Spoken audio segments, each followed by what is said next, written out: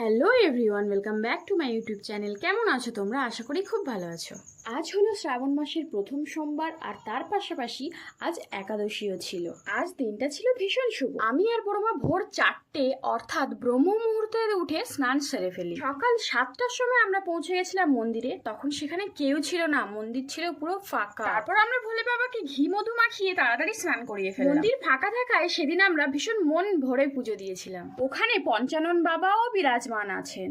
ওপাশে দুটো নন্দী মহারাজ নতুন করা হয়েছে। ফুল ফল দিয়ে সাজিয়ে নেওয়ার পর প্রথমে আমি বাবার মাথায় জল ঢেলে নিলাম। ওখানে একটু বকাও খেয়েছিলাম বড়মার কাছে, যে ছোটগুলোর মাথায় একটু জল ঢালতে। তারপর বড়মা মন দিয়ে জল ঢালছিল, ততক্ষণে আমি ধূপ আর মোমবাতিগুলো ধরিয়ে ফেললাম। সেদিন একটা দাদাও এসেছিল পুজো দিতে। তিনি নতুন বাইক কিনেছেন। আমার এই ছোট্ট মিনি ব্লগটি কেমন লাগলো অবশ্যই কমেন্ট করে জানাবেন। ভিডিওটি ভালো লাগলে like, comment and subscribe. Thank you for watching. By.